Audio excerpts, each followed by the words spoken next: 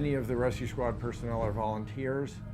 They are doing it for their community, and they are a huge help for their community. We are the line in the sand here for medical care. Rescue squad personnel make a huge difference in the patient's lives and in their outcome. A patient brought in by rescue squad is going to have their treatment started already. They'll have vital signs taken, they'll have a physical exam performed. Sometimes they may even have an IV started and medication started.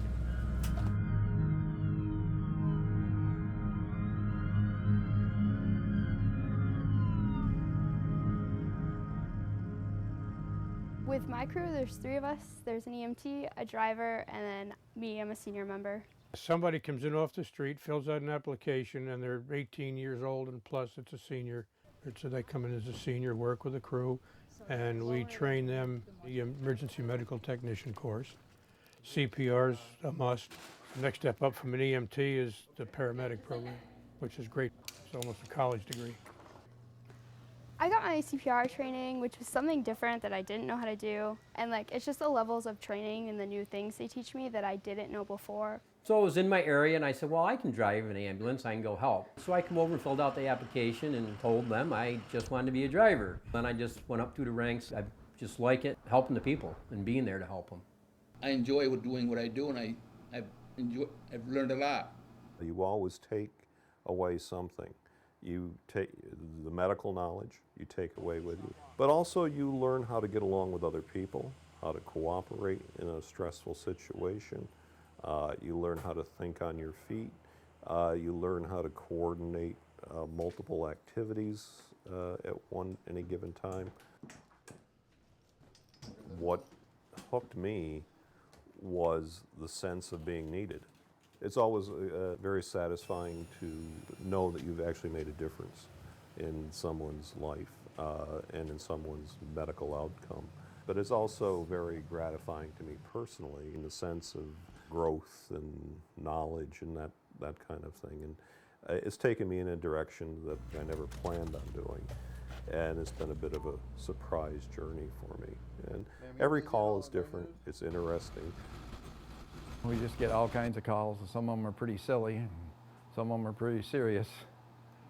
It's, you make judgment calls and whether you want to use a helicopter or we're just going to travel by ground. We always try to do our best.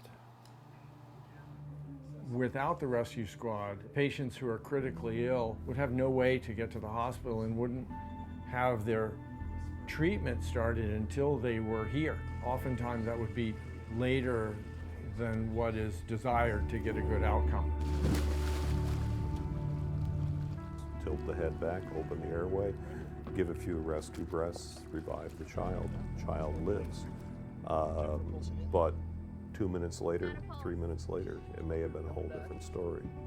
So it's those kinds of calls where you really make a difference in a family's life. Those are the ones I remember.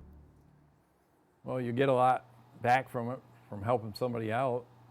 That's the main thing I look at, helping somebody out and hearing that they come home and they did well, and hopefully you see them on the street the next day. It's difficult because you know people, and it's rewarding because you can help them. Knowing that you had a part in saving somebody's life is really rewarding. Volunteering is so important in the community. The benefit you give to the community comes back to you just from people knowing you, friendships you make, and the patients that you take care of will not forget you. We take a lot of older people to the hospital, and that a lot of times is just holding their hand and giving them compassion and understanding. Being there for somebody emotionally in the back of an ambulance, it helps a lot.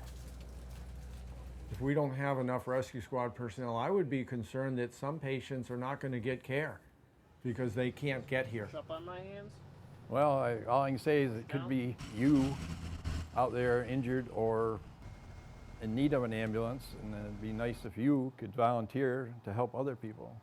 It's a great environment, it's great people, it's comfortable, and you're giving back and you're helping people and you're making a difference. This is a good thing, and you should do it because your neighbors depend on it. If you put in the time, you put in the energy and the effort, you too can be an EMT.